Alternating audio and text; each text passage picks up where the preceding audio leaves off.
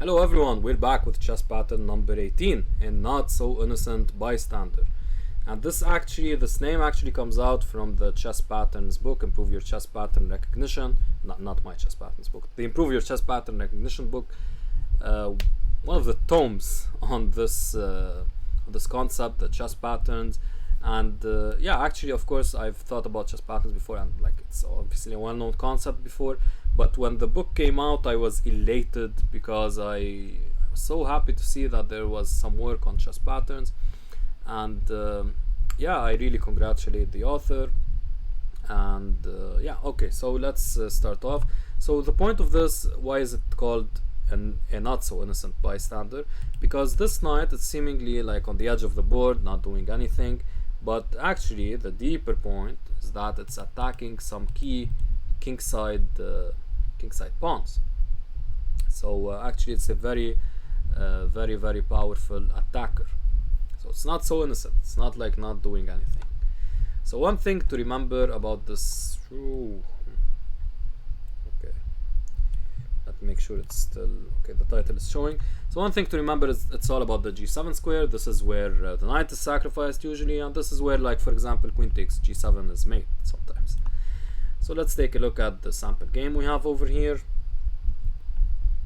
it's going to load.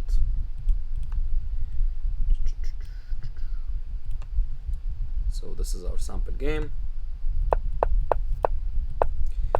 We have this Ruy Lopez by Zhigalko Andrei against Piotr Staniszewski.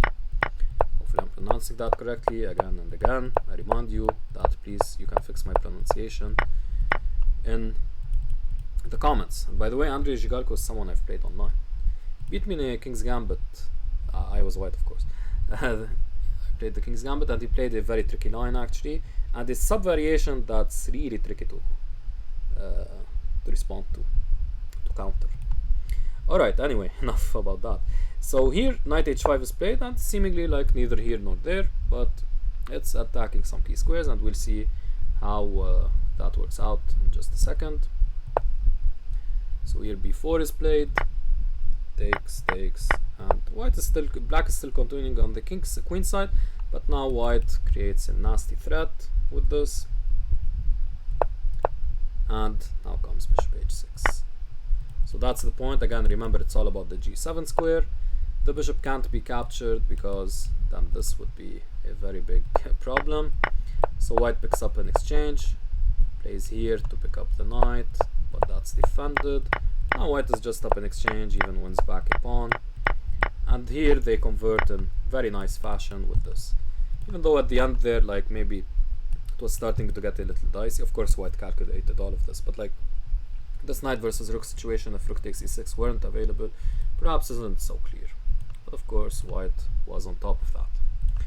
Okay, so for our test here, we have this game between Jan Timman against Oleg Romanishin, another Ruy Lopez, where eventually the knight finds its way to the h5 square, threatening mate, of course. So the bishop defends that. And now the question is, how would you proceed? What would you play here? Take your time, try to figure that out, pause the video. Okay, so for our answer here, again we'll zoom through the opening.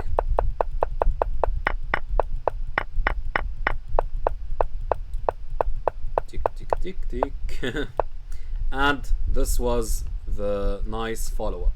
Now you may have been tempted, for example, to go for bishop h6 immediately, but it's important to include this rook, because now, as we will see, this rook lift will add way more pressure to this bishop h6 idea, which occurs right about now. So bishop h6, and like, you can never capture this, of course, because of the rook lift. So again, you've been seeing like how in all of these attacking patterns, the rook lift is so important. So keep that in mind. And here it just becomes a conversion game.